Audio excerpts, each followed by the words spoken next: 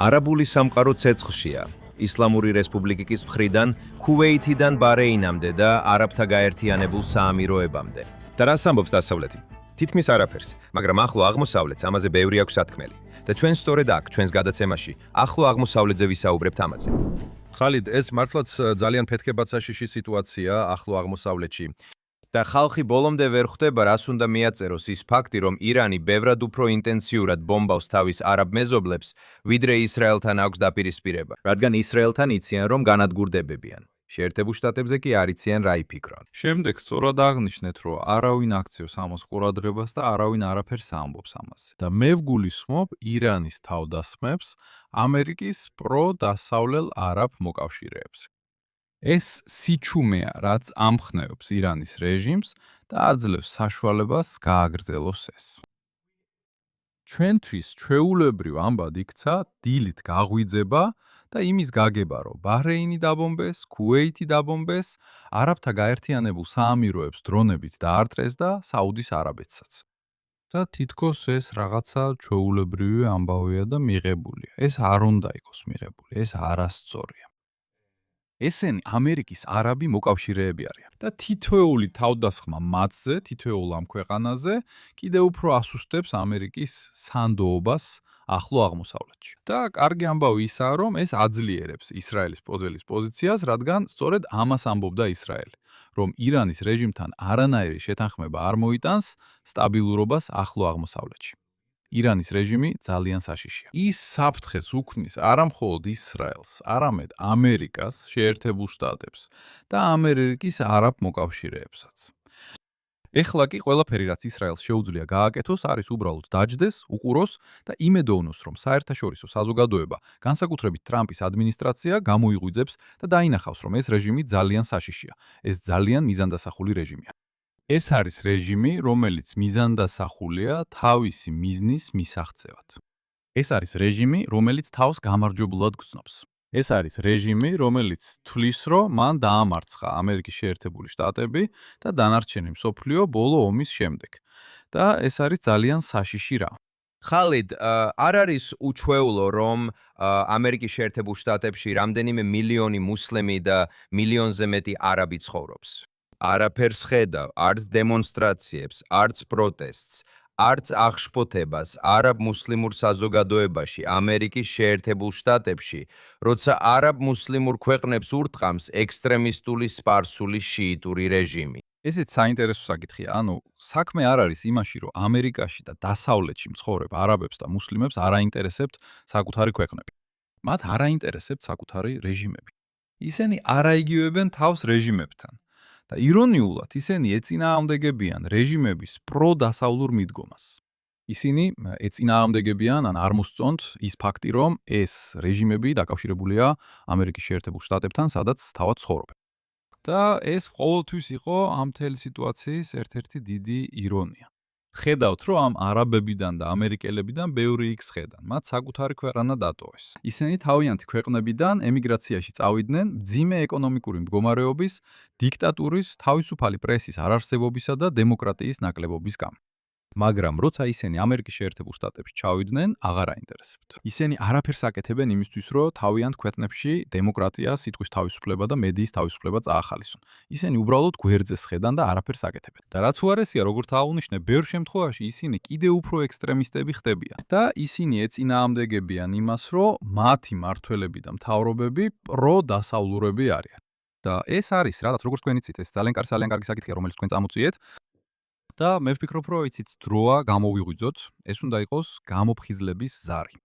რატო არის, რომ ერთადერთი დემონსტრაციები, რომელსაც ვხედავთ კამპუსებზე და სხვა ადგილებში აშშ-ში, ორგანიზებულია არაბების, ამერიკელების, მუსლიმებისა და სხვების მიერ? რატო არის ეს დემონსტრაციები მხოლოდ ისრაელის წინააღმდეგ მიმართული? რატომ არავინ იღებს ხმას?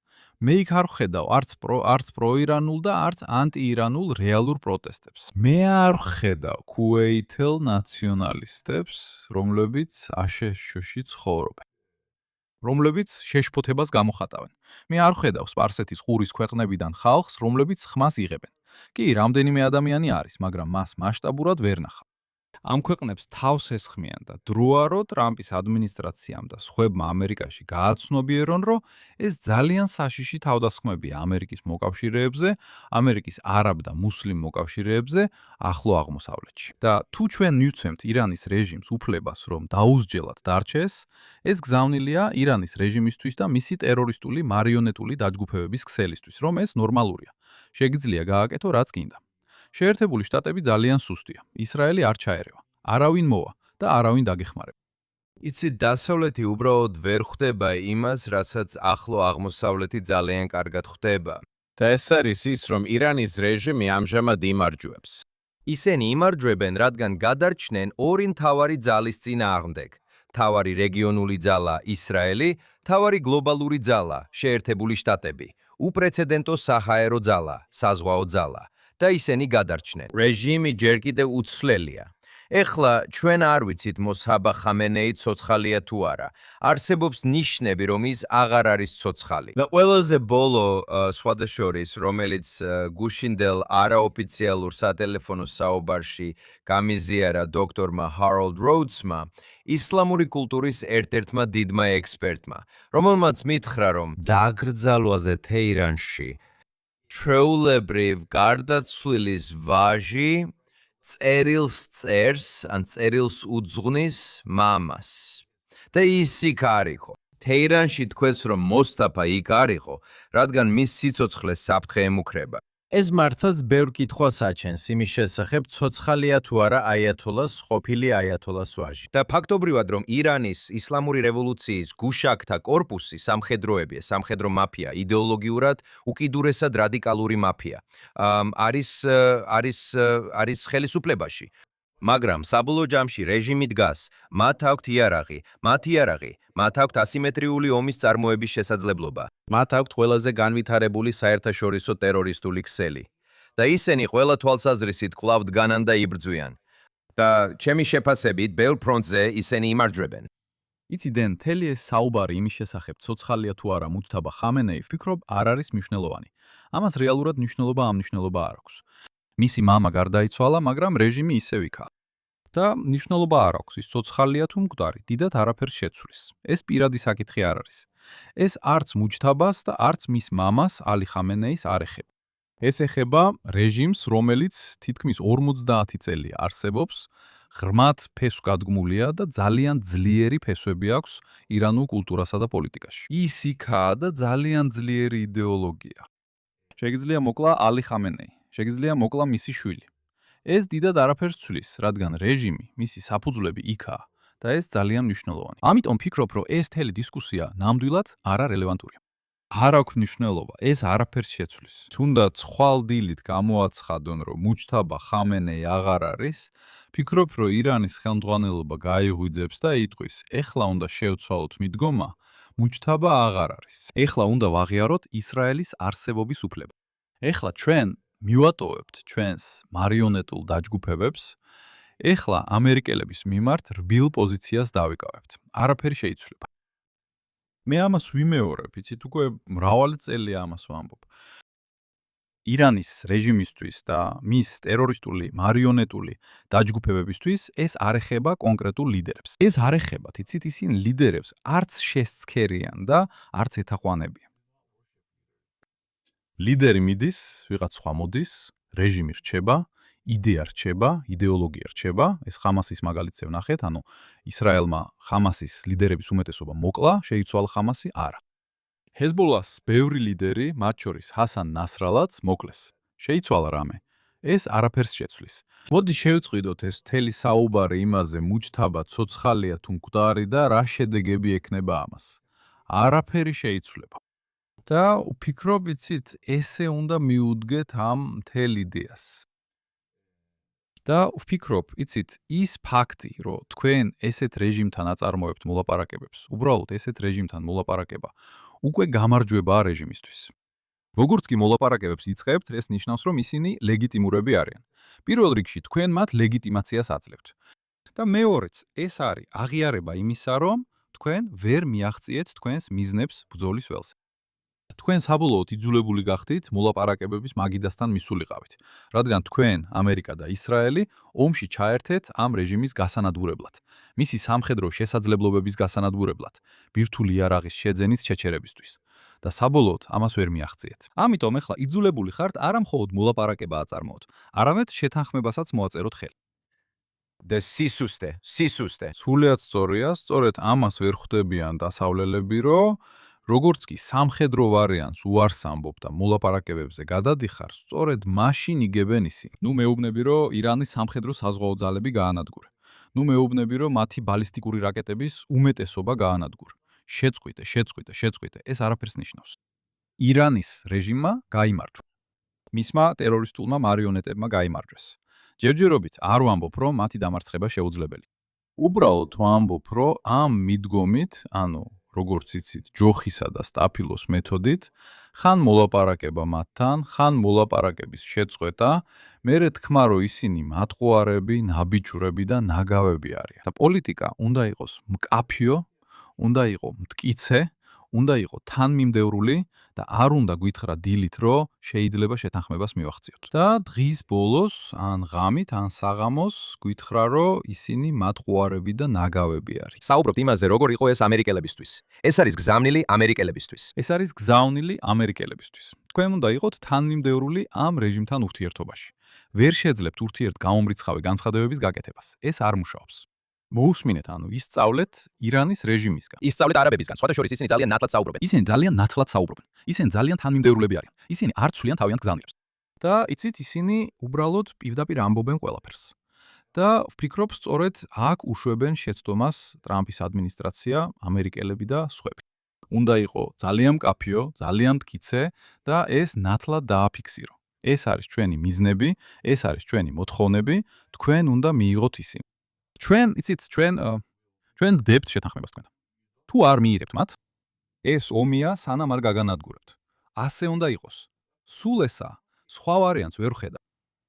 იცით, რას უნდა ვიფიქროთ არაბული სამყაროს ზიზღზე, გულახდილად რომ თქვათ, ისლამური რესპუბლიკის მიმართ, როცა საქმე ეხება მათ ჩუმხარდაჭერას ისრაელისადმი. ეს ახლა ისრაელის დროა. როგორც ჩანს, დღეს ჩვენი არაბი მეზობლები დღეს ისრაელს ახლო აღმოსავლეთში ძლიერ მოთამაშედ მიიჩნევენ. და მე მგონია, რომ აქ არის შესაძლებლობები, რომ ჩუმად დავამყაროთ კონტაქტი. მე ვფიქრობ, რომ აბრაამის შეთანხმებები, ერთი მხრივ აბრაამის შეთანხმებები იყო დიდი მიღწევა ორი მიზეზის გამო. პირველი ისინი საჯარო იყო. და ის ფაქტი, რომ არაბული სახელმწიფოები ნებისმიერ გარემების მიერ გარემოებაში საჯაროდ გამოვიდოდნენ და ისრაელთან შეთანხმებას მოაწერდნენ ხელს, ერთია. აბრაამის შეთანხმებების მეორე მიღწევა ის არის, რომ ისინი თვითონ არაბულ სახელმწიფოებს შორისაც კი არსებობს, რადგან ვიცით, რომ არაბულ სახელმწიფოებს შორის ერთმანეთთან ურთიერთობა დაძაბულობა და უთანხმოებები. და კიდევ უფრო უარესი, ზოგჯერ ეს ურთიერთობები ისეთივე ცუდია, ან უარესიც კი, როგორც ტრადიციულად ისრაელის მიმართ მათი დამოკიდებულება. სულად გეთანხმები, დენ. ვფიქრობ, აქ შესაძლებლობები არსებობს. ბევრი ადამიანი სპარსეთის ყურეში, ვფიქრობ, ეს აზროვნება უკვე კარგა ხანია დაიწყო. ეს ახალი არ არის. ბევრი ადამიანი სპარსეთის ყურეში იწყებს გააცნობიეროს, რომ ნამდვილი მტერი ირანია და არა ისრაელი. და აქედან გამომდინარე, ეს ხსნის კარს შესაძლებლობებისთვის, რომ დამყარდეს ურთიერთობი უსაფრთხოების კოორდინაციისთვის, ეკონომიკური თანამშრომლობისა და ნორმალიზაციისთვის ისრაელსა და სხვა ქვეყნებს შორის. ჩვენ ყველანი ვიმედოვნებდით, რომ საუდის არაბეთი აბრაამის შეთანხმებებს შეუერთდებოდა. ჯერჯერობით ეს არ გაუკეთებიათ, მაგრამ მე მაინც მჯერა, რომ იქ შესაძლებლობა არსებობს. ბევრ ადამიანს სპარსეთის ყურეში ეხლა საფრთხე ემუქრება, ისინი თავს დაუცველად გრძნობენ. და იცით, მათი გრძნობა უსაფუძვლო არ არის სხვათა შორის. მე შემიძლია მათი გაგება, ჩვენ ყველამ შეგვიძლია მათი გაგება. და ისინი ირგვლივ იყურებიან და ხედავენ, რომ არავინ მოდის მათ დასაცავად. კარგი, ამერიკას იცით, ამ რეგიონში დიდი ამერიკული სამხედრო ძალა ჰყავს, მაგრამ ეს საკმარისი არ არის. ისინი ისრაელს უყურებენ როგორც ძალიან ძლიერ ძალას, როგორც თქვენ თქვით, ახლო აღმოსავლეთში, ქვეყანას, რომელზეც შეიძლება დაეყრდნო. და მე ვფიქრობ, რომ ამ ყველაფრიდან რაღაცა კარგი გამოვა, რომ ნახავთ აბრაამის შეთანხმებების გაფართოებას, მაგრამ ამას დრო დასჭირდება. თუ გსურთ გააძლიეროთ მშვიდობის პროცესი ახლო აღმოსავლეთში, თუ გსურთ გააფართოოთ აბრაამის შეთანხმებები, თქვენ უნდა დაასუსტოთ და გაანადგუროთ მშვიდობის მტრები. ისინი, ვინც თქვენთან ღიად ამბობს, მე ჩაუშლი არაბებსა და ისრაელს შორის ნორმალიზაციას. ისინი, ვინც გეუბნებათ, მე არ ცნობ ისრაელის არსებობის უფლებას. ისინი, ვინც გეუბნებათ, ჩვენ არ ვიღებთ ისრაელთან არც ერთ სამშვიდობო შეთანხმებას, ახლო აღმოსავლეთში ისრაელისთვის ადგილი არ არის. ამიტომ აი ეს არის განდოლება. თქვენ ასუსტებთ, ანადგურებთ ანტისამშვიდობო ბანაკს და ეს გააძლიერებს სამშვიდობო ბანაკს არაბულ და მუსლიმურ სამყაროში. ასე უნდა შეხედონ ამას ამერიკელები და ევროპელები. ეს ძალიან მარტივია. ხალით, აბრაამის უსაფრთხოების ალიანსი რას წარმოადგენს? რა არის ეს? 2024 წლის ივლისში პრემიერ-მინისტრი ნეთანიაჰუ კონგრესის ერთობლივი სესიის წინაშე გამოვიდა და მან რეალურად იეხიელ ლაიდერს კითხა. იმ დროს ის ჯერ კიდევ არ იყო ელჩი, მაგრამ მალე გახდებოდა ელჩი, რომ წამომდგარიყო. ის დაჯდა და ისაუბრა ახლო აღმოსავლეთის რეგიონული უსაფრთხოების არქიტექტურის გადახალისებაზე. და მან თქვა, რომ ისრაელი მნიშვნელოვან როლს ასრულებს იმაში, რასაც მან უწოდა აბრაამის უსაფრთხოების ალიანსი. რაც დღეს 3 წლის შემდეგ ჩვენ ვხედავთ პირდაპირ მოლაპარაკებებში ლიბანის პრეზიდენტ იუსეფ აუნთან. სირიის მდგომარეობა მიუხედავად თურქეთის დივერსიებისა და რეგიონის მიმართ მუქარებისა, ამ ეტაპზე სირიაში უკეთესია. ერბ-გაერთიანებულ საემიროებთან შესანიშნავი ურთიერთობები წლების განმავლობაში, მაგრამ ნამდვილად შესანიშნავი ურთიერთობები, შესაძლებლობები საუდის არაბეთთან, მაროკოსთან. ხედავ თუ არა იმ შესაძლებლობას, რასაც მაშინ ბენიამინ ნეთანიაჰუს ხედვა წარმოადგენდა, რომ შექმნილიყო ახალი უსაფრთხოების არქიტექტურა, რომელსაც შეიძლება აბრაამის უსაფრთხოების ალიანსი უწოდოთ. ჩინეთის, რუსეთისა და ირანის რეჟიმის წინააღმდეგ. პირველ რიგში მე მჯერა, რომ კულისებში ბევრი რამ ხდება. ვისმენთ უსაფრთხოების თანამშრომლობასა და უსაფრთხოების ალიანსზე, მაგრამ მე მჯერა, რომ აქ ამაზე მეტი რამ დგას.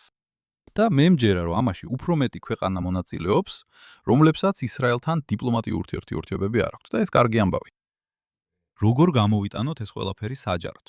რადგან თუ ამ საკითხებს საჯაროდ გახდი, ეს სხვებსაც ჩართავს პროცესში და ეს ძალიან კარგია. ეს სხვებსაც გაუგზავნის პოზიტიურ მესიჯს, რომ ისრაელთან თანამშრომლობა ნორმალურია, ისრაელი პარტნიორია, არა მტერი. მოდით ნახოთ, როგორ განვითარდება ეს ყველაფერი, მაგრამ ვფიქრობ, ეს ძალიან პოზიტიური განვითარება. ეს რაღაცაა, რაც ნამდვილად არსებობს. და ირონიულად უნდა ვთქვა, რომ ირანის რეჟიმს და მის ტერორისტულ ქსელს უნდა გადაუხადოთ მადლობა, რომ ყველა გააერთიანა. დიახ, რომ ბევრ არაბსა და მუსლიმს ისრაელთან დააახლოა და ამ უსაფრთხოების ჩამოყალიბებაში დაეხმარა. ვფიქრობ, ეს მხოლოდ უსაფრთხოება არ არის, ეს ეკონომიკურიცაა. ეს დაზვერვის ინფორმაციის გაზიარებაა. ბევრი რამ ხდება. და როგორც ვთქვი, ეს რაღაცა პოზიტიურია. მაგრამ იმისთვის, რომ ეს წარმატებით განხორციელდეს, როგორც ვთქვი, საჭიროა ძალიან ძლიერი პოზიცია ამერიკელების და ევროპელების მხრიდან ირანის რეჟიმის და მისი პროქსი ქსელის წინააღმდეგ. ასე რომ თუ გსურთ ამ ალიანსის ნახვა, მე მას წმინდა ალიანსს უწოდებ სხვათა შორის. ეს ძალიან კარგი ალიანსია. ეს არის ალიანსი, რომელიც ახლო აღმოსავლეთს სტაბილურობისა და უსაფრთხოებისთვის სჭირდება. თუ გსურთ, რომ ეს ალიანსი გაძლიერდეს და საბოლოოდ საჯარო გახდეს, განსაკუთრებით შეერთებული შტატების მხარდაჭერა გჭირდებათ. ეხლა ევროპელებზე არ ვისაუბრებ. მუდმივად ვახსენებ მათ, მაგრამ ზოგადად დასავლეთს გულისხმობ. და დღეს ძალიან მნიშვნელოვანია, როგორ მოეკიდება ამ მთელ სიტუაციას ტრამპის ადმინისტრაცია ან აშშ-ის ადმინისტრაცია. შეწყვიტეთ სისუსტის სიგნალების გაგზავნა, მაგიდაზე მუშტი დაარტყით, შეწყვიტეთ დათმობებზე წასვლა. იყავით ძალიან მტკიცე. ეს არის ერთადერთი გზა, როგორაც შეიძლება ამ ჯიჰადისტებთან გამკლავება. არანაირი განსხვავება არ არის ირანის რეჟიმსა და ჰამას, ჰეზბოლას, ჰუსიტებს, ალ-ქაიდასა და ისლამურ სახელმწიფოს შორის. მე ყველა ერთ კალათაში ვდებ. ისინი ყველა ძალიან საშიშები არიან. ისინი ყველა ძალიან ერთგულები არიან, ძალიან საშიში იდეოლოგიის მიმართ. და ყველას ერთი და იგივე მიზანი აქვს, რაც არის ისრაელის განადგურება და მისი ისლამისტური სახელმწიფოთი ჩანაცვლება. და ეს იწყება ისრაელით და ვრცელდება სხვა ქვეყნებზე. ასე რომ ეს არის ის, რასაც დასავლელები ვერ ხვდებიან. ისრაელის მტრები ასევე ამერიკისა და დასავლეთის მტრები არის. საინტერესოა, რომ თუ იმას მივიღებთ, რასაც თქვენ ამბობთ, დიდი სტრატეგიული განსხვავება არ არის იმაში, რასაც პალესტინის ადმინისტრაციას უწოდებენ, რაც რეალურად ფათაჰის გადაკეთებაა. ფათაი, რა თქმა უნდა, პალესტინის გათავისუფლების ორგანიზაციის მთავარი ფრაქცია იყო. ბგო, რომელმაც სინამდვილეში ხელი მოაწერა ეგრეთ წოდებულ სამშვიდობო შეთანხმებას 1993 წელს, რაც ძირითადად ჩარჩო შეთანხმება იყო ისრაელსა და ბგოს შორის. მაგრამ რასაც თქვენ ამბობთ არის ის, რომ სტრატეგიულად ამ მიდგომებს შორის ძალადობრივი ტაქტიკური განსხვავებების გამოკლებით ისინი ყველა ძირითადად ერთსა და იმავე პოზიციაზე არიან. ვის გულისხმობთ? გულისხმობ იმას, რომ თუ შეხედავთ ვინმეს, მაგალითად მაჰმუდ აბასს. მაჰმუდ აბასი 91 წლისა დასავლეთი მას მშვიდობის კაცად მოიხსენიებს. ის არ მოუწოდებს თვითმფლელი ტერორისტებისკენ, მაგრამ ამბობს, რომ ალ-აქსას სისხლი გამოისყიდება და ებრაელებს ებრძოლებიან. ეს იგივე ენა, რომელსაც ჰაჯამინ ალ-ჰუსეინი იყენებდა საუკუნის დასაწყისში და 1930-იან წლებამდე, როცა ბერლინში ნაცისტებთან ერთად იყო.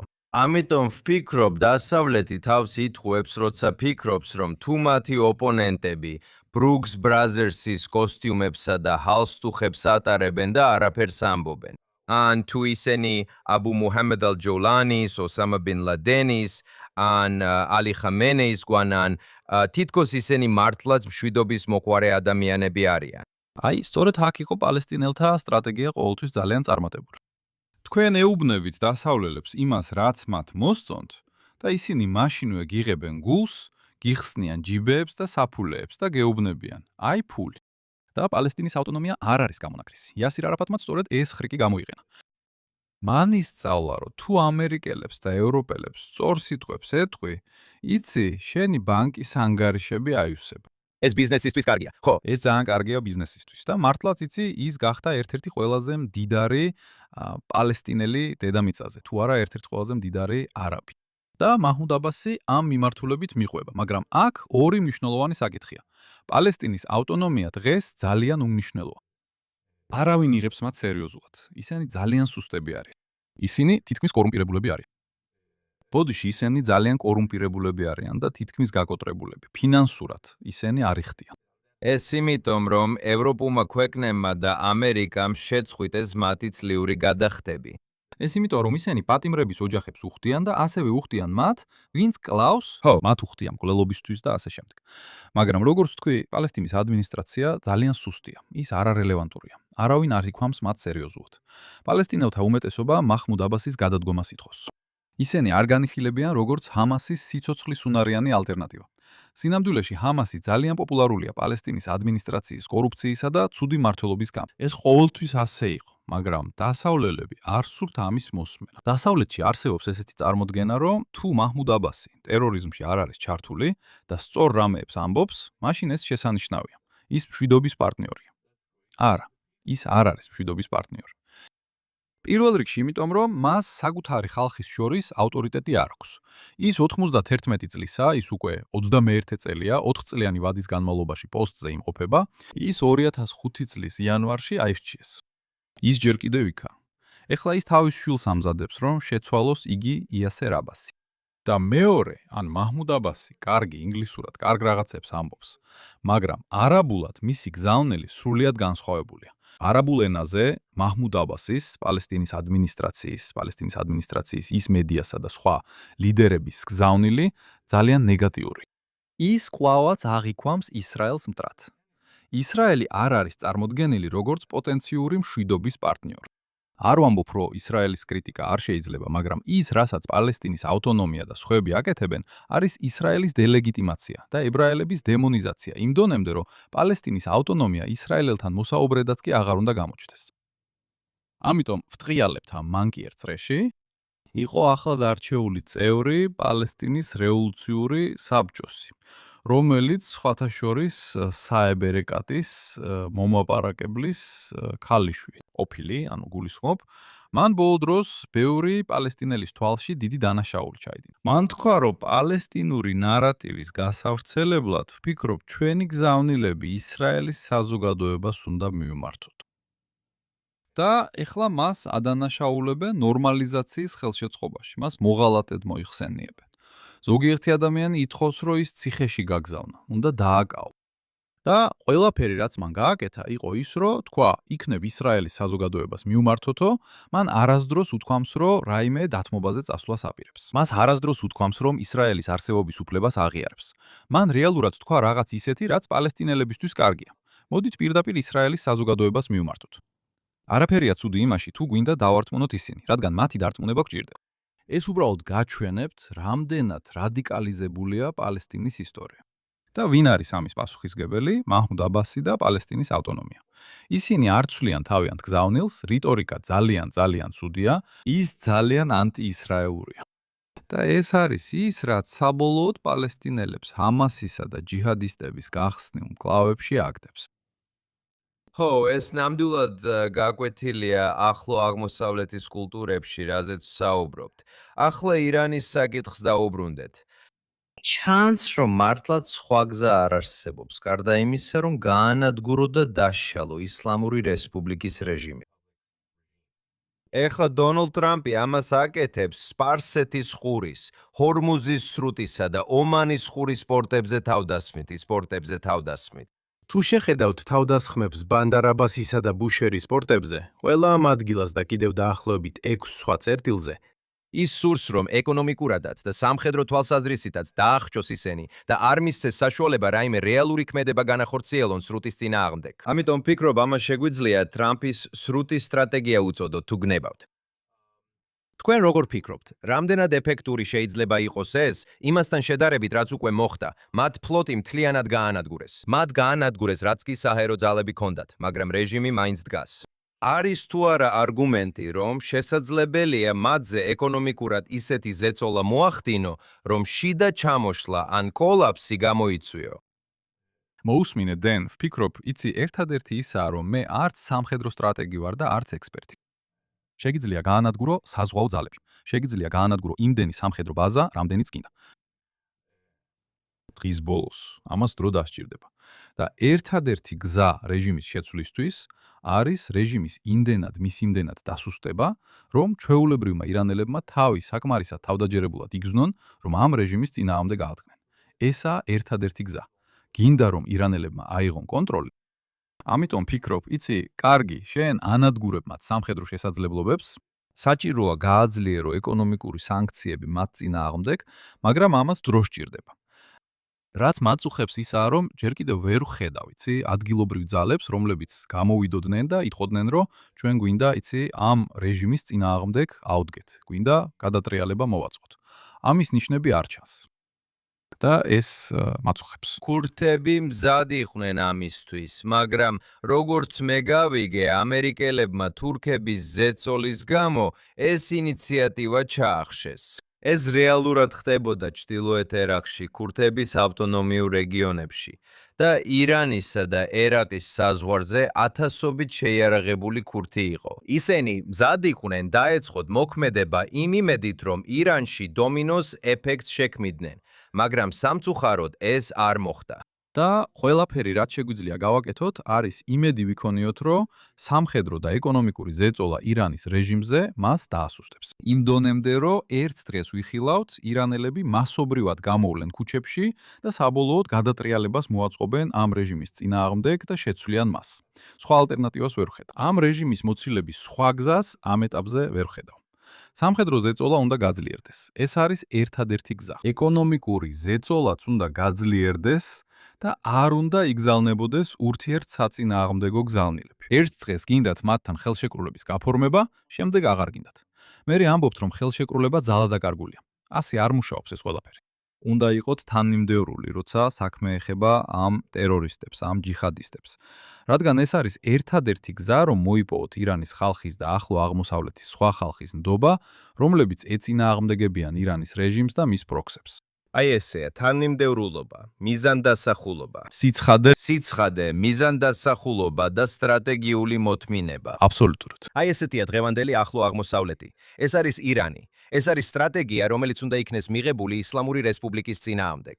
ეს არის ის, რასაც ახლო აღმოსავლეთის არაბი, მუსლიმი უმრავლესობა კარგად ხვდება და ვფიქრობ, რომ ისრაელიც ამას ბევრად უკეთ ესმის. გულისხმობ, ისრაელი მუდმივ ომს ებრძვის, მიუხედავად იმ ადამიანებისა, რომლებიც პრემიერ-მინისტრისა და იცით, ომში ისრაელის წინააღმდეგ გამოდიან.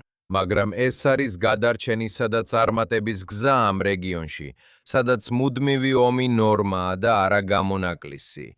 ხალიდ აბუ თამე, ჩვენი დრო ამოიწურა ჩვენი შესანიშნავი გადაცემის ჩვენი ახლო აღმოსავლეთი ალ-შაკალა აუსლანა ამ ეპიზოდისთვის და მოუთმენლად ველი ჩვენს შემდეგ შეხვედრას, როგორც კი შევძლებთ. გმადლობთ, დენ, გმადლობ.